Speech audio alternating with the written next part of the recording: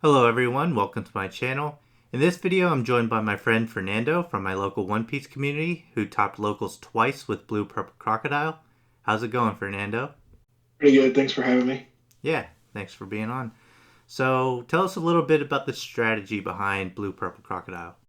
Yeah, I'll say this deck is first and foremost a control deck, and your basic strategy in the list is to control board with blockers and high stat line characters, and then win off hand advantage towards the late game. Yeah, sounds good. It's funny. I remember thinking to myself prior to the release of set 1 that Blue Purple Crocodile would never be a thing. The draw power is nice, but I just didn't see where the offense would come from at the time, but you topped with Blue Purple Crocodile in the first week of the OP-01 format, correct? Yes, I did. Nice. Okay, so I have a two-part question for you before I let you get into the deck list. First, what made you believe in Blue Purple Crocodile so early on in the format? Say early on, I looked at the leader and I thought that this one had a lot of potential. Being able to draw in a game that hand advantage is so important really stood out to me. Mhm. And then I wanted to utilize the best of both the colors. I think purple and blue are two really, really strong colors in the game. Purple for the removal and blue for the draw power and really the best events in OP-01, I would say. Yeah, it's crazy. I didn't see it at the time, but once I saw it in action, I was like, wow, this is like super defensive. And then I saw where the offense came from, dropping those big bodies. But all right. So, my second question for you, now that the cat's out of the bag and this deck has gained more popularity, do you still think that it's a strong play for the rest of the format? I'll say that now it's more familiar for people, and people have seen lists that have talked and can really try to counter the playstyle now. But I think the deck still has a game plan, and if they don't have huge attackers like in Kaido or in Kid to get rid of your blockers and suspend them and then hit you for big damage, they kind of can't stop what your deck is doing anyway because your deck is just controlling the game by countering out and staying ahead on life while you're chipping away at their life and at their hand. So I think it's still a good pick moving forward. I think it's a deck that you do need to put time into to master. All right. Yeah. So, I'll let you take over from here so you can go over the card choices for your deck list. So, it's all you. Yeah. So with the leader, Don X1, when you activate an event, you may draw one card if you have four or less cards in hand and you haven't drawn using this leader's effect during the turn. So it activates both turns, and you're swinging 6K constantly. And usually with the leader, I want to swing over bodies and control board. After that, we have the one drop Trafalgar Law, just a blocker to protect your big bodies after your power plays and just stop really big attacks. After that, we have Missile Sunday, probably the best blocker in the deck. This card allows you to get value even if they get rid of it prior to blocking, and you get to bring back any event of any color. So it combos very well with the deck, having two different color events. After that, we have three cost Jack. So I tried this one on the second iteration of the deck because I saw that it had the success, and I wanted to see the idea of the hand ripping late game, and then you having five cards in hand because of your leader effect, and see how that would really work. Out of my four matches, I used this card once, and I will say that it becomes like a magnet for them to attack over. And 4K is easier to defend in this deck, but I feel like this card gets removed too easily, so it may be something that I change moving forward. After that, we have two Boa Hancocks. She's a blocker that allows you to draw if you have five cards or lower in hand on attack and on block. So this can be an offensive and a defensive card, and it allows you to draw to counter out even more beyond what you already have in hand. After that, we have the four Draco Mihawk, the 2K counter. I chose to play this card because sometimes, crazy as it sounds, you don't see your events. I mean, you really need to see your events as soon as possible, really. So using this card to just trash cards in hand that you may not need to get to those events quicker and start drawing off leader really gets the deck rolling. After that, we have Queen. Queen is probably the best blocker when it comes to stat line. Five drop 6K blocker with a counter, and that allows you to draw two trash one. Kind of same thing as Mihawk there, just cycling through the deck when you really need pieces. Then we have the second 2K counter of the deck, X Drake. This is also a reason why I think Jack A be a cut, it's because extra can just be dropped and just remove a card from their hand rather than waiting to attack. After that, we get to the bigger stat line cards, the more impactful plays. So three kings. King is very important, I would say, in this list because it allows you to pop most blockers in the game and then swing over with other bodies, and also clear Okiku that will suspend every blocker that you have in your deck. After that, we have two Doflamingo. This one is a bit of a flex spot, but I really like Dofi because he allows you to bounce pretty important cards in the game, like the use Captain Kid blocker himself, and some of the high cost blockers in the game. And just tempo plays with this deck are very important. After that, we have the 7-drop Crocodile with the Banish keyword, which when you hit life, it'll send it directly to the trash, no triggers, and it makes all your blue event cards cost one less when there's a Dawn Under. So on my list, there's 10 events that you can use this with, and it combos very well with the deck. I did cut it down to two because I noticed that this is a major target in the red matchup for the Otama Jet Pistol combo, and that happens before you can even use his ability. You play three of the 9K promo Kaido. So end of turn, you get to add a Dawn from your Dawn deck and set it as active.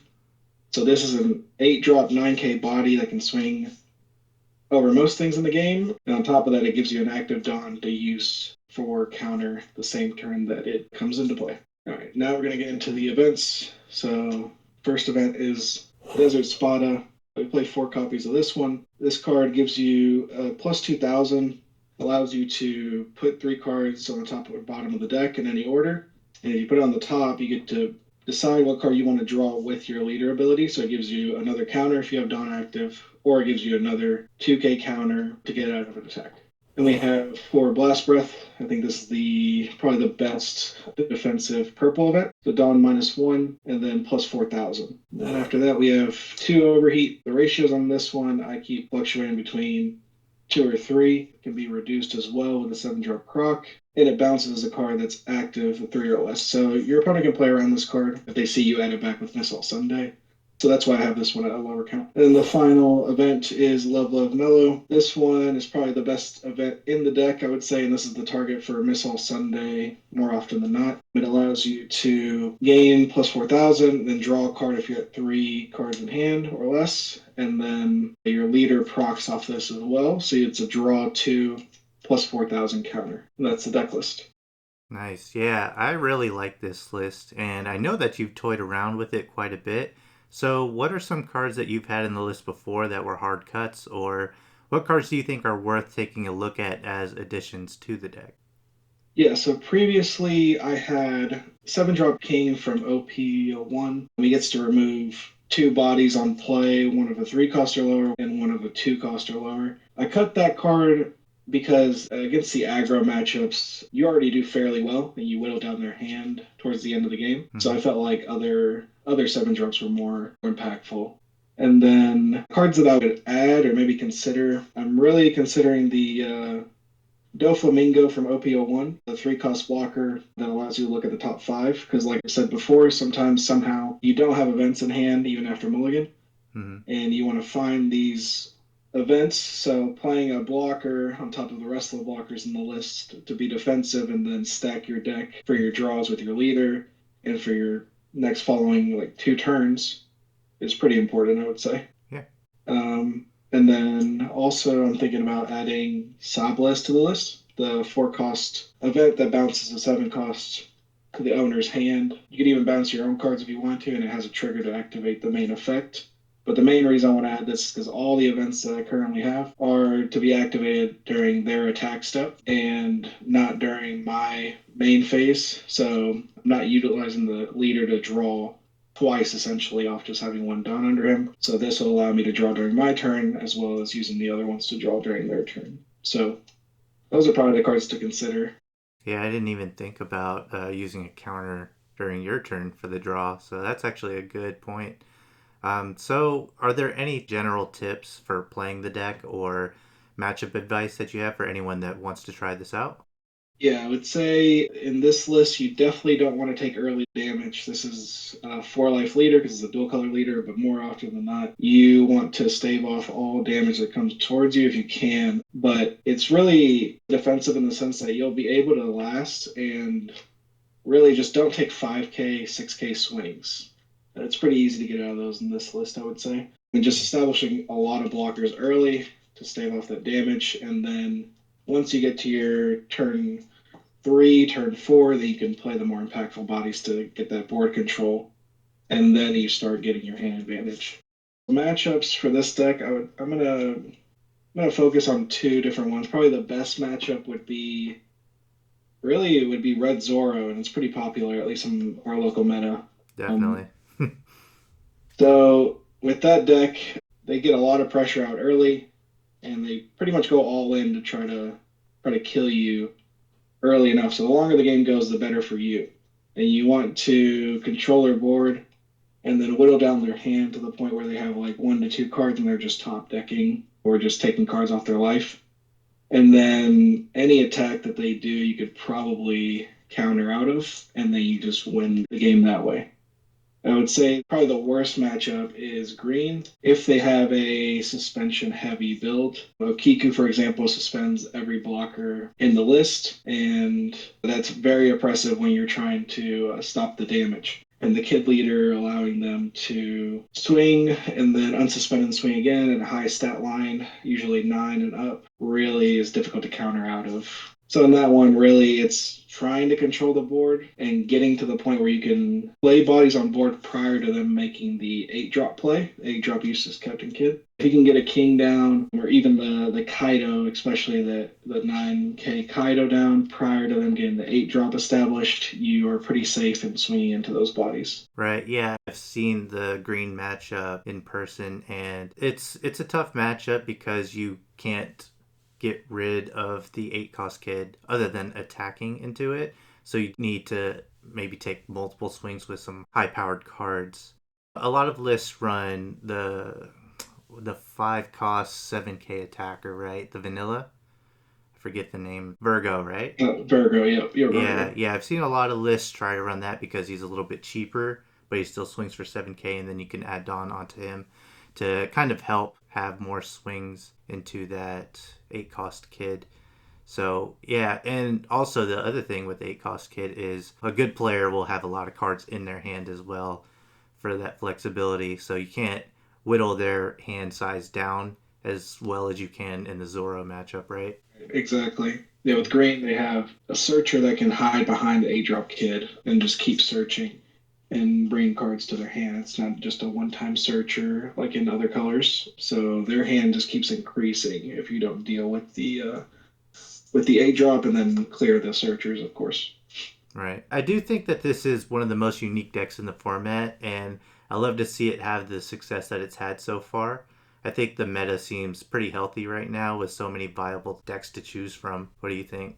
Agreed. Yeah, this is a very good set one, I will say, for the meta. Every color has a very good deck, and I think honestly, if you know your leader and you know your game plan, you can go in with any deck and do pretty well.